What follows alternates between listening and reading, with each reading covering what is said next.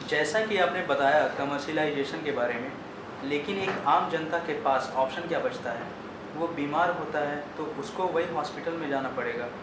वो अपने खाने के लिए इतना नहीं करता जितना कि वो हॉस्पिटल में हज़ारों लाखों का बिल जमा करना पड़ता है उसे, और उसके पास कोई ऑप्शन भी नहीं है। एक तरह से उसकी मजबूरी भी है। तो आपके हिसाब से क्या हो सकता है? आज मैं अगर किसी परेशानी में हूं तो मजबूरी में तो हमको वो सब करना ही पड़ेगा जो आज चलन है।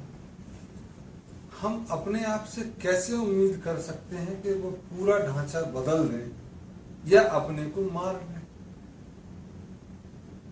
वह तो हम तभी कर सकते हैं जब हम स्वस्थ हों, हमारे पास थोड़ी ताकत हो, हमारी नीयत अच्छी हो।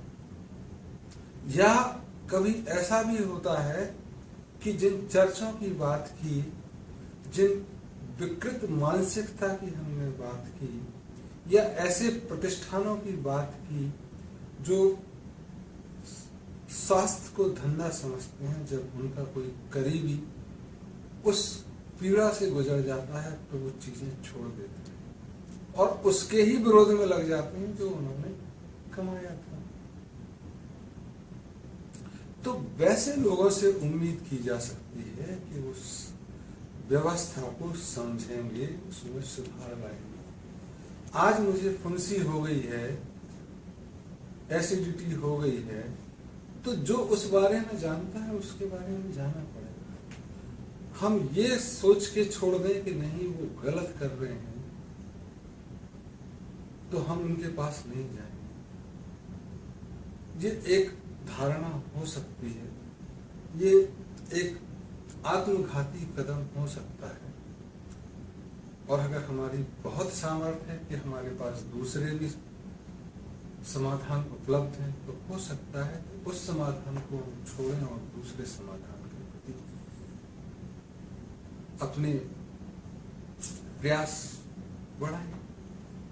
कि आज अगर हमको एलोपैथी में ज्यादा पैसा लग रहा है तो मैं होम्योपैथी की तरफ जाऊं, उसमें भी ज्यादा पैसा लगने लगा तो आयुर्वेदिक की तरफ जाऊं, उसमें भी ज्यादा लग रहा है तो हम सोचते हैं कि यार कुछ ऐसा हो जाए कि थोड़े दिन चल जाए, हम इसको एंड्योर भी कर लेंगे, थोड़े दिन संभाल भी लेंगे बीमारी को। अगर थोड़ा बहुत इधर उधर होता है, पैसा नहीं है तो हो जाए। अगर आप गांव में देखो तो बहुत इलाके में हमने देखा कि उनके अंगूठे में चोट लगी, हड्डी टूट गई और वो नहीं जुड़ा पाए। खपच्ची बांधी थी, वो भी तिरछी हो गई तो अंगूठे तिरछा जुड़ गया कालांतर। दर्द भी आगे करा के भाग गया क्योंकि खाने को तो पैसा नहीं था। लाखों का बिल तो जो वो देगा जिसके पास कोई ना कोई सोर्स होगा, मकान बेचने को होगा, भैंस बेचने को होगी, कर्जा लेने की सामर्थ्य होगी, अपने को किडनी बेच के बाप का भाई का इलाज कराने की सामर्थ्य होगी। अगर ये भी सामर्थ्य नहीं है तो क्या होगा? तो जैसे जुड़ रहा है वैसे जुड़ेगा, मरना है तो मरेंगे। तो आज जिसकी बात कर रहे हो वो भी बहुत कम लोगों को उपलब्ध है।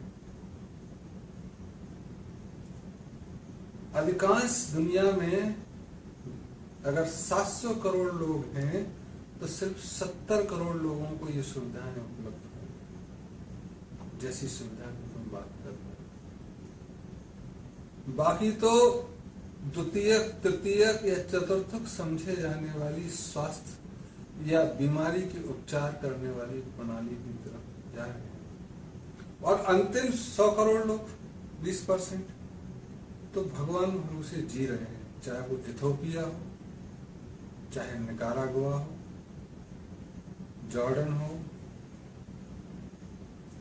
बांग्लादेश हो, पाकिस्तान हो, भारत हो। तो बहुत सारे इलाके ऐसे हैं जहां अल्लाह ताला की कृपा से ही जी रहे हैं,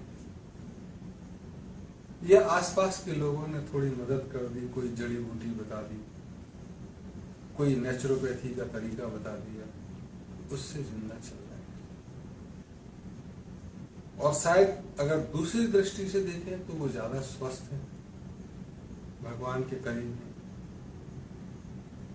कुछ होता है तो सीधे मरते हैं, बीच में फर्क नहीं। हम जैसे लोग जो एसिडिटी के कारण परेशान होके 1200 रुपए की दवाई खरीद लाते और साथ में चिकन भी खरीद लाते हैं कि बीमार भी होंगे और फिर दवाई करेंगे। तो ऐसे लोग भी हैं कि चलो 4 दिन दारू पिएंगे फिर बीमार होंगे तो डॉक्टर बैठा है ना इलाज करेगा। तो हम लापरवाह हो गए। और डॉक्टरों ने भी कहा तुम चिंता मत करो, हम है ना, काहे के लिए बैठे, तुमको जो खाना है खाओ। तो पहले जो चीजें होती हैं कि आपको अगर अपचन हो गई है तो थोड़ा रुक जाओ खाने में, अपने आप चीजें ठीक हो जाएंगी। अगर कुत्ते को देखोगे अपचन हो जाती है तो थोड़ी घास खा लेता है और फिर वो उल्टी कर देता है और एक आध दिन में ठीक हो जाता है। अगर बिल्ली को देखोगे वो छिपकली या सांप वगैरह खा जाती है तो फिर 4-5 दिन खाना नहीं खाएगी, उस नशे में सोई रहेगी। फिर उसका पेट की जो अग्नि है जिसको जठराग्नि बोलते हैं वो सब पचा देगी, फिर वो पुनः स्वस्थ होकर चल देगी। आप हैं बीमार हो गए और डॉक्टर के पास जाते हैं, पूछते खाना क्या खाना है और डॉक्टर भी बताता है जो मर्जी है वो खा लेना, बस कोल्ड ड्रिंक मत पीना या जो मर्जी है बस खटाई मत खाना। बहुत कम डॉक्टर होंगे जो आपको बोलेंगे कि 1-2 दिन फास्ट रख लो यार, अपने आप ठीक हो जाएगा, काहे को ये दवाई खा रहे हो। तो जो उपचार की बात कर रहे हो वो प्रचलन में जो चीजें हैं वो मजबूरी बस लेनी पड़ेगी। हमारी जरूरत ये है कि हम इतना जो ज्ञान कुछ जगह केंद्रित है उसको विकेंद्रित करें, उसको चर्चों में, मंदिरों में, मस्जिदों में मुहैया कराएं कि देखो ये तो दादा दादी का तरीका था ठीक होने का, ये नाना नानी का तरीका था, ये एलोपैथी का है, ये गंधों से कर सकते हो, ये मैग्नेटिक का तरीका है, ये हमारे आशीर्वाद से तुम ठीक हो जाओगे, ये जैन लोगों का तरीका है। तो ऐसे विभिन्न तरीके ऐसी कई जगह पे विकेंद्रित रूप से प्रचलित होंगे।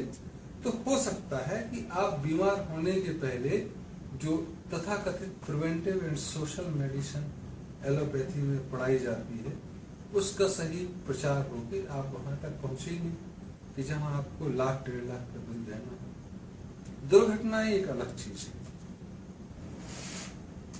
अकाल मौत और अकाल चीजें वो अलग चीज है। उसके लिए तो कहो उसके बाद भी ना बचे कोई,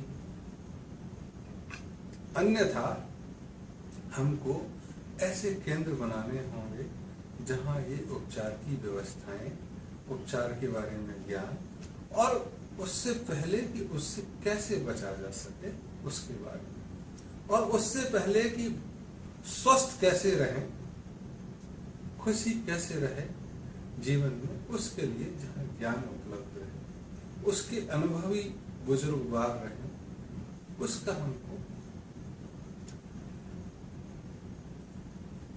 समाज में प्रचारित करना होगा और प्रयास करने होंगे कि वो जगह जगह चीजें हों। हर गांव, नगर, महानगरों में वो व्यवस्था रहे, तब जाके आप ऐसा कह सकते हैं कि इसकी जरूरत ही नहीं है गंगाराम अस्पताल की। ये गंगाराम वाला खुद सोचेगा कि यार पिछले 1.5 साल से तो पेशेंट ही नहीं आ रहे हैं, वो तो सब मोहल्ले में ही ठीक हो जा रहे हैं, तो वो कहेगा इतना डॉक्टरों को पैसा मैं क्यों दूं,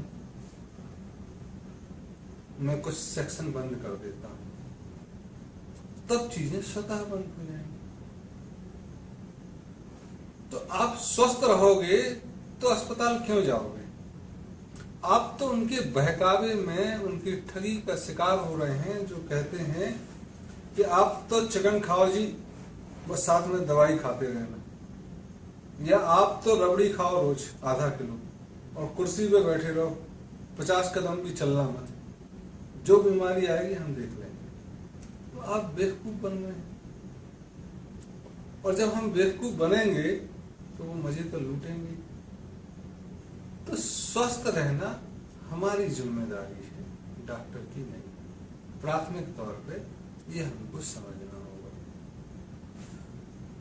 समाज की जिम्मेदारी है अपने समाज को स्वस्थ रखना, ना कि किसी दूसरे देश से आए हुए डॉक्टरों की। तो समाज जब करेगा स्वस्थ रहने की तो चीजें अपने आप